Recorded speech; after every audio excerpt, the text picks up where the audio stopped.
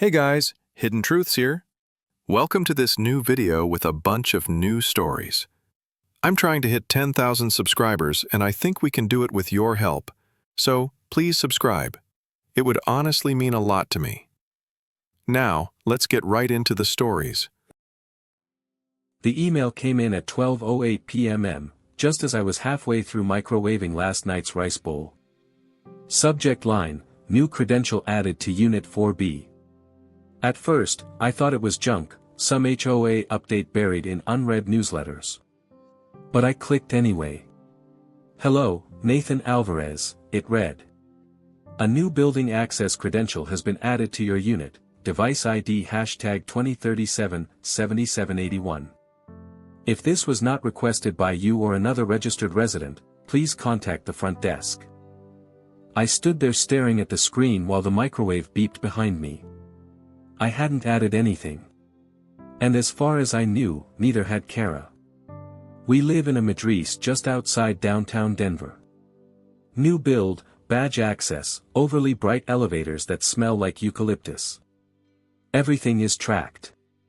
Key fobs, guest passes, package lockers, the works. I forwarded the email to Kara with a short note, "Hey, did you update something? Got this just now." Then I ate my lunch. Cold, since I never hit start again. That night was warm, the kind of early May evening when the rooftop gets busy with work friends and half-poured drinks. Kara was up there already when I got home, sitting cross-legged on a lounge chair under those cafe string lights they hang for ambience. She waved me over, laughing at something Reed, her boss, had just said. Reed Porter. 30-something, gym fit, tan in that permanent, appointment-based way. He's been to our place before, once, after a product launch, when the whole team stopped by. Polite. Smooth. The kind of guy who uses your name too often in conversation. That night, I noticed something small, a new badge lanyard on him. Matte black, with a clip-on tag that wasn't from our office or Kara's building. The logo was from our complex. He caught me looking. "Oh," he said, flipping it around. "I just got this added." Kara said it made sense in case we needed to run over a deck or drop gear. My face must have stayed neutral because Kara jumped in. "Just for 1 week while we're on deadline. I should have mentioned." I nodded. Took a sip of her sangria when she offered. I didn't push. I didn't need to, not yet. On my way down, I stopped by the concierge desk to ask if I could confirm who had requested the access credential. "Just a moment," the concierge said, typing something in. He was new, maybe mid-20s, still getting used to the system. Then he paused, looked up, and slid over a folded slip of paper from under the desk. No envelope. No name. It read, in neat black ink, "Check portal residents temporary guests." No signature. No follow-up. I turned the paper over twice. Nothing. I said thanks and walked the rest of the way down to 4B. My fingers felt tight around the fob. Kara wasn't home yet, she'd left the rooftop with Reed's group. Said she might grab tacos. I let the dog out, then pulled up the building app on my phone. Residents. Temporary guests. It was a hidden tab, buried under Manage Visitors. There it was. Temporary key fob access. Guest name, R.P. issued, Tuesday 11:47 p.m. expires, Sunday 10 a.m. access, full. I stared at the timestamp. Tuesday at 11:47 p.m. Kara was home. I wasn't. I'd been called to a site inspection outside Aurora, a misaligned truss in the framing. I didn't get back until after 1 a.m. I scrolled again. The guest access had been issued remotely. From our unit. Not a physical sign-in.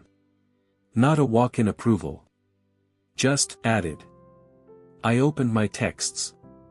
No reply from Kara yet. I didn't send another. I just closed the app and sat still long enough to hear the fridge cycle off. There was no proof of anything, not really. Just a timestamp and a code.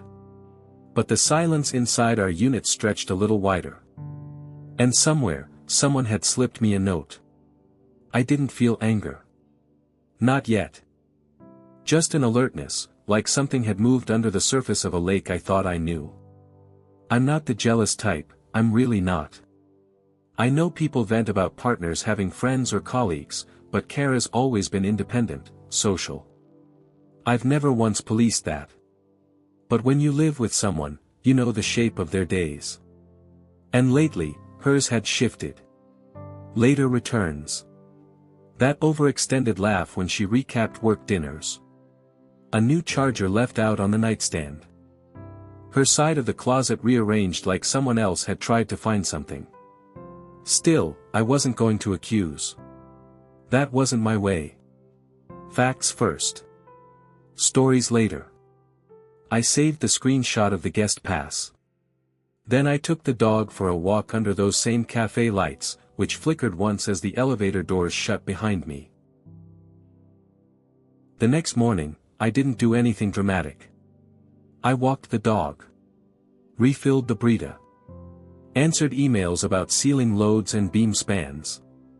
Kara left early, said she had an off-site strategy review and might be late.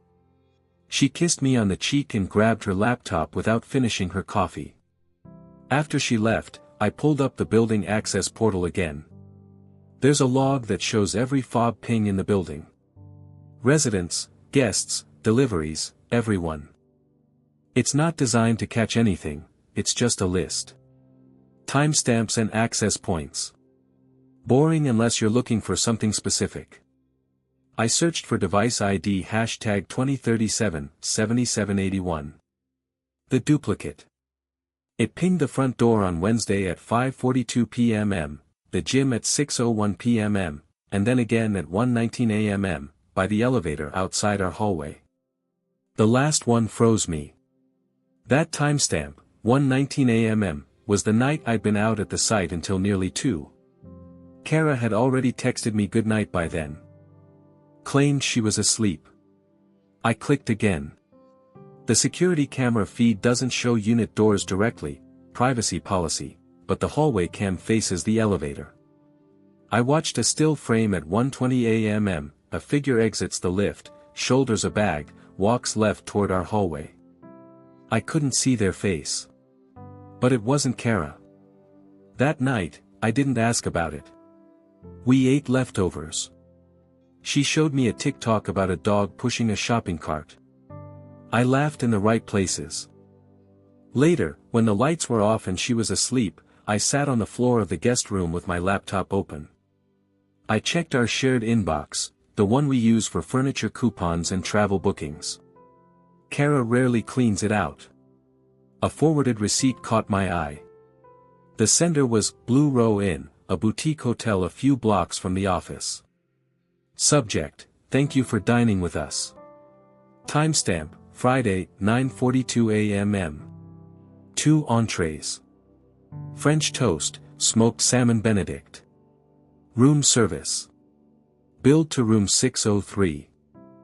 I clicked forward and sent it to myself.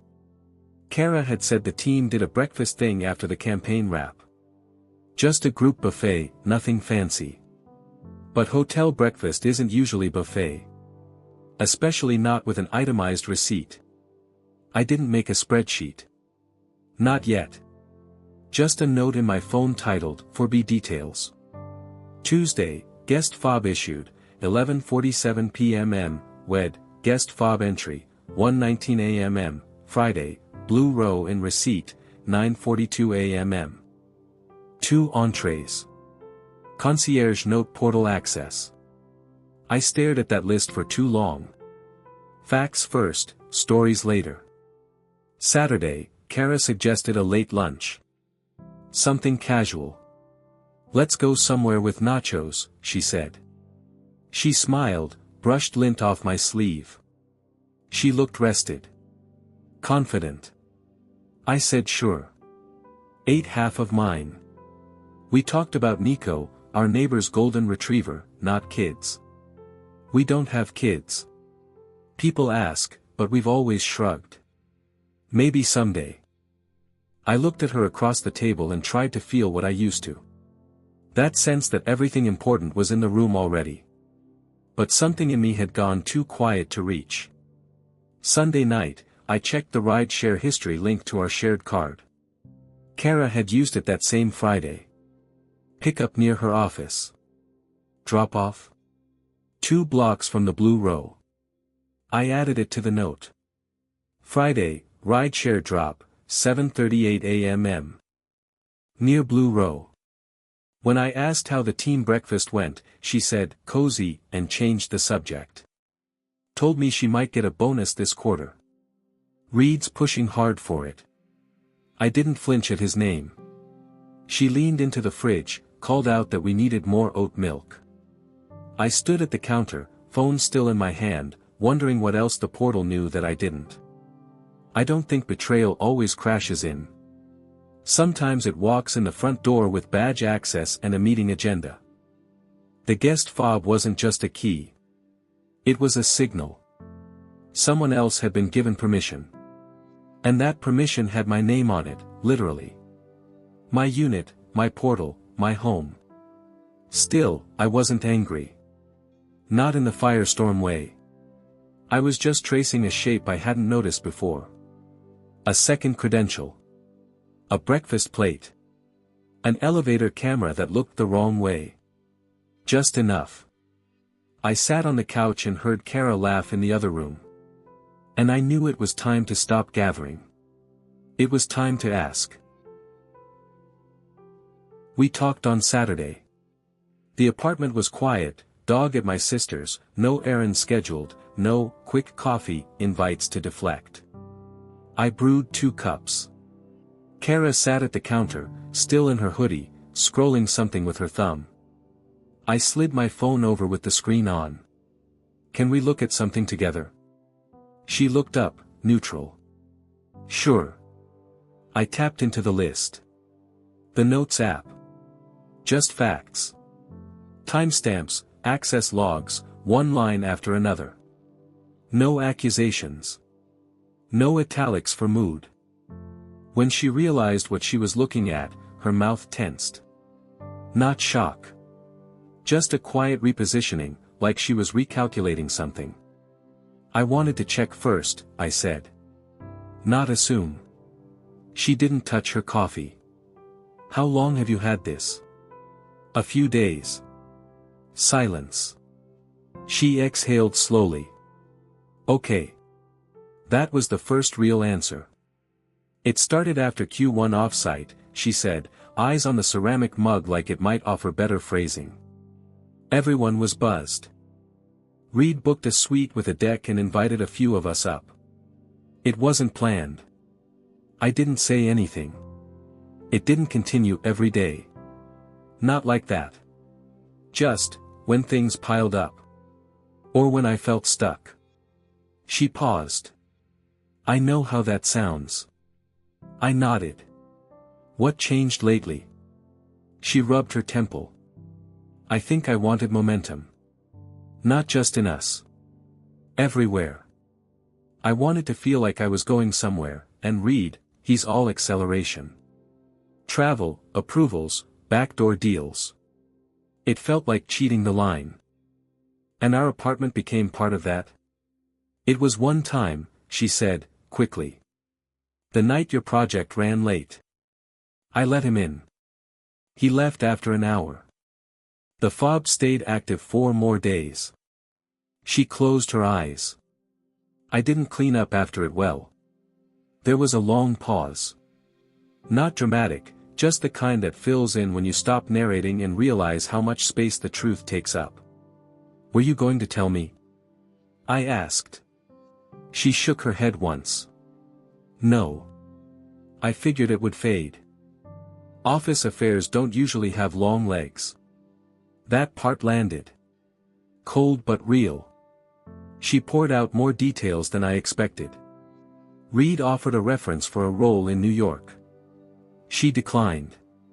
He offered bonus padding if she helped on a separate pitch deck outside her scope. She said no to that, too. So it wasn't about love, I said. She scoffed. No. I stood. Not to storm out, just to move. We're going to draw some lines, I said. She nodded, slowly. Okay. Separate bedrooms until we figure next steps. You disclose to HR by Monday. No contact with Reed unless required. You work out a move-out timeline. I'll stay here until the lease is split. I won't make you leave cold. She didn't argue. And the guest fob? I asked. I'll turn it in. I already did. That made her blink, but she didn't push. The next morning, a new wrinkle. Kara sat on the edge of the couch, holding her phone like it had just bitten her. So, she said. Apparently I should be asking you some questions. I raised an eyebrow. Audrey, my friend from Pilates, said you've been texting her. Like, persistently. Around the time I was in Boulder. I didn't even pause. Give me a second. I pulled up my phone. Scrolled to the archived threads. Audrey, one message from her, 6 weeks ago, you and Kara coming out this weekend? Me, not sure yet. We've both got work stuff. That was it. No follow-up. No invite. No tone to misread. I showed it to Kara. She stared. Then handed it back. She said she deleted the thread. Thought it was getting weird. I opened the building app. Pulled up my access logs. Friday, Boulder weekend, entry at 6:52 p.m. No guest fob pings. Me, alone, right after work. I was here, I said. Didn't go out. I didn't even answer group texts. She sank back on the couch. She lied, Kara said. Probably to deflect, I said. Maybe she saw you spinning and wanted to slow the heat. Or maybe she wanted the drama. I didn't say that part out loud. The room got very still after that. Not angry. Just still. We both knew what had happened. How it started. Who escalated what. And what came next. We weren't going to patch it with a weekend trip or a heartfelt playlist. We weren't going to unravel it in therapy before dinner. We'd done the math. Trust minus silence, plus proximity, equals erosion. We were too far in and too far out. I removed temporary guests from the portal settings. Unlinked the building account from her phone. We created a shared doc for furniture and lease transition. No power plays. No guilt trips. Kara stayed in the guest room. I didn't ask how it felt. I didn't need to. Some truths don't echo. They just land. Clean. Heavy. And then you sweep. The week after everything came out, we entered what I guess you'd call the paperwork phase. Mediation, lease details, who kept the kettle. It wasn't dramatic. Just business with a human cost.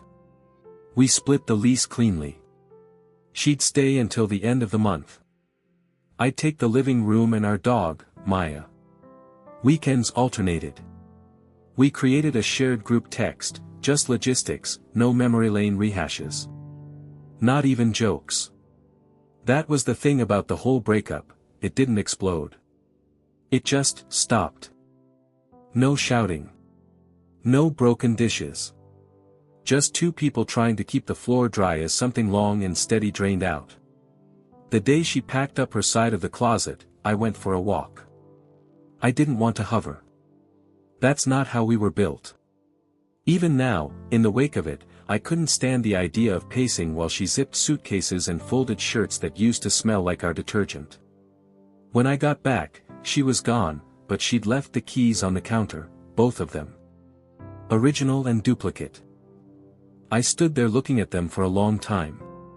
Same weight. Same cut. But one of them had let someone else in. I picked them both up. Put the original back on my hook. Then I took the other one down to the concierge and turned it in. He nodded once. Thanks. We'll deactivate it now. And that was that. Some friends picked sides. That part didn't surprise me. A few of hers ghosted me outright. One of mine tried to turn the story into a revenge tour, asked if I was back on the apps yet, like this was an invitation to forget. I wasn't interested in being the protagonist of someone else's comeback fantasy. I stopped auditioning for sympathy. I picked smaller things instead. Repeatable things. Sunday calls to my parents. Tuesday night pickup basketball at the rec center. I started cooking again, more out of rhythm than hunger. Stirring chili or pan-searing fish gave my hands something to do. I liked hearing the oil crackle. It reminded me I was still here. And Maya, she knew something was up. Dogs always do. She started sleeping near the door the first week after Kara left. Then she started sleeping near me. We were adjusting. Kara ended the affair, quietly, without ceremony. I heard through a friend that Reed was transferred to a different market. Some reshuffle at corporate. Maybe someone caught wind. Maybe he lost interest. Maybe both. We never talked about it again. I think she knew I didn't want a post-mortem.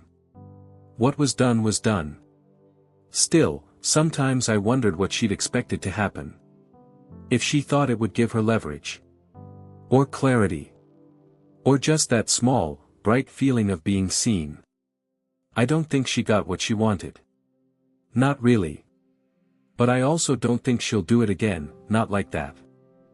Once a person sees how quietly a thing can break, they either grow from it or run faster next time. I hope she grows. The anonymous note never revealed itself. That folded slip of paper, check portal residents temporary guests, it stayed on my desk for weeks before I finally tossed it. I decided, in the end, that it was a neighbor. Someone who had seen enough relationships end in slamming doors and broken blinds, who wanted the next version to be quieter. Cleaner. Adult. They gave me a hint. I followed it. No drama. No fight in the hallway. Just a few questions answered and a key returned. The last thing Kara said to me, on move-out day, was, "You were right to stay calm." I said, "It didn't feel like calm. Just clear." She nodded. Picked up her last box. We didn't hug. We didn't need to. Months later, I passed Reed on the sidewalk near Union Station. He didn't see me. Different haircut. New phone. Still tan. Still wired into something that looked powerful from the outside. I let him walk past without a word. It wasn't restraint. Just disinterest. That part of the story was over. I was already living the next one. People ask if I'm okay now. I am. Not every day. But most of them. Okay doesn't mean healed. It means held together. Okay is Maya waiting by the door with her tail sweeping the floor. Okay is Tuesday night runs and a clean stovetop. Okay is my own name on the lease and one working key in my pocket. Because betrayal didn't come to me with fireworks. It showed up as a duplicate fob, a timestamp, a breakfast receipt. It arrived as a line item in a portal and a silence at the end of a text. And the fix wasn't revenge or new love or a public takedown. It was accurate records. Clear doors. A better lock. And a life that opens when I turn my own key. Some locks fail loudly, mine just clicked once and taught me who should hold the key.